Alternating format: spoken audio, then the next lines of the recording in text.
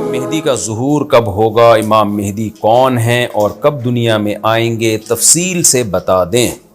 دیکھیں، ہمیں رسول اللہ صلی اللہ علیہ وسلم کی جو صحیح احادیث سے ملتا ہے وہ اتنی بات ملتی ہے کہ آپ صلی اللہ علیہ وسلم ہی کے نسب میں حضرت مہدی ہوں گے، ان کا نام آپ صلی اللہ علیہ وسلم کے نام جیسا ہوگا، قریش میں سے ہوں گے، اور جس دور میں آئیں گے وہ حضرت عیسیٰ علیہ السلام بھی انہی کے بعد فوراً نازل ہوں گے، اس دجال بھی اسی وقت ظاہر ہوگا۔ یہ تینوں چیزیں ایک ہی وقت ہوں گی، دجال، حضرت عیسیٰ علیہ السلام اور حضرت مہدی۔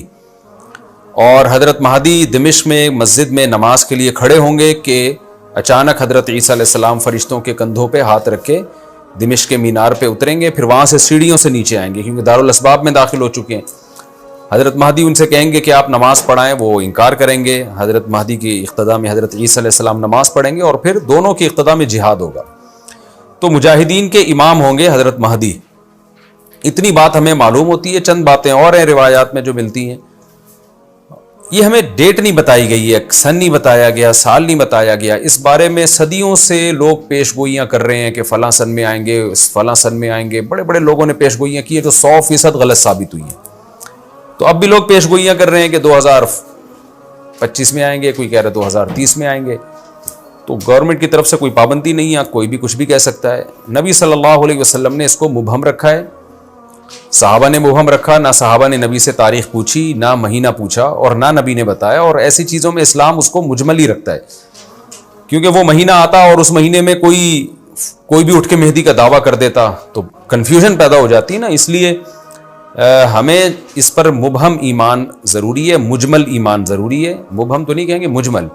مجمل کا مطلب تفصیل ہمیں معلوم نہیں ہے، بس ہمیں پتہ ہے کہ ایک وقت آنے والا ہے قرب قیامت میں کہ حدیث میں آتا ہے خراسان سے ایک لشکر اٹھے گا اور اللہ اس کو فتح عطا فرمائیں گے۔ حدیث میں آتا ہے کہ مجاہدین لڑیں گے اور اتنی بڑی جنگ ہوگی کہ آپ صلی اللہ علیہ وسلم نے فرمایا کہ 1/3 مجاہدین اس میں جو لڑنے والے ہوں گے وہ شہید ہو جائیں گے، جو اس وقت کے سب سے افضل ترین شہداء ہوں گے، اور 1/3 مجاہدین وہ ہوں گے جو لڑائی کی شدت اور سختی کی وجہ سے میدان چھوڑ کے بھاگ جائیں گے۔ یہ وہ لوگ ہوں گے جن کی اللہ کبھی بھی توبہ قبول نہیں کرے گا، اور 1/3 ہوں گے جن کو اللہ دنیا پہ غلبہ عطا کرے گا، کفر پہ غلبہ عطا کرے گا۔ تو یہ اس وقت پھر حضرت مہدی کی قیادت میں جہاد ہوگا اور پوری دنیا میں امن قائم ہو جائے گا۔ حضرت عیسیٰ ابن مریم بھی اسی وقت نازل ہوں گے، دجال کو قتل کریں گے، اور ایک اور دفعہ، یعنی ایک دفعہ تو اسلام دنیا میں غالب آ چکا ہے، تو ایک اور دفعہ اسلام حضرت مہدی، حضرت عیسیٰ ابن مریم کے ذریعے پوری دنیا میں غالب آ جائے گا، اور ہر طرف خیر ہی خیر ہوگی، جزیے کا نظام ختم ہو جائے گا، اور اللہ تعالیٰ اپنی برکتوں کو کھول دے گا، آسمان کی برکتیں، خوب بارشیں برسیں گی۔ ایک روایت میں آتا ہے، ترمذی کی روایت ہے، اتنے بڑے بڑے انار پیدا ہوں گے کہ اس کے چھلکے کو لوگ سائبان کے طور پہ استعمال کریں گے، ایک ایک انگور کا دانہ کئی لوگ نچوڑ کے پئیں گے، یعنی برکتیں اللہ کی طرف سے ایسی کھل جائیں گی، تو پوری دنیا میں امن ہوگا۔ تو یہ جو نبی صلی اللہ علیہ وسلم کی جو بعثت تھی نا، آپ صلی اللہ علیہ وسلم کی، وہ کیا تھی؟ قرآن میں آتا ہے لِيُظْهِرَهُ عَلَى الدِّينِ كُلِّهِ۔ آپ صلی اللہ علیہ وسلم کو دنیا میں اس لیے بھیجا گیا تاکہ آپ دین کو پوری دنیا میں غالب کر دیں۔ تو ایک دفعہ تو یہ بنو امیہ کے دور میں، اور بنو عباس، اور پھر خلافت عثمانیہ، یہ جو مسلمانوں کی خلافتیں چلی ہیں، تو بنو امیہ اور بنو عباس کے دور میں تو اسلام پھیل گیا تھا، پوری دنیا، جتنی بھی مہذب دنیا تھی اس میں اسلام ہی اسلام تھا، یعنی اسلامی حکومت تھی۔ سب مسلمان نہیں تھے لیکن حکومت اسلامی تھی، سب مسلمانوں کے زیر سایہ تھے۔ تو اللہ تعالیٰ اب پوری دنیا میں کیفیت کے لحاظ سے، کمیت کے لحاظ سے، کوانٹٹی کوالٹی دونوں لحاظ سے اسلام کو دنیا میں غالب کرے گا۔ اس کے لیے اللہ نے حضرت مہدی اور حضرت عیسیٰ ابن مریم کا انتخاب کیا ہے۔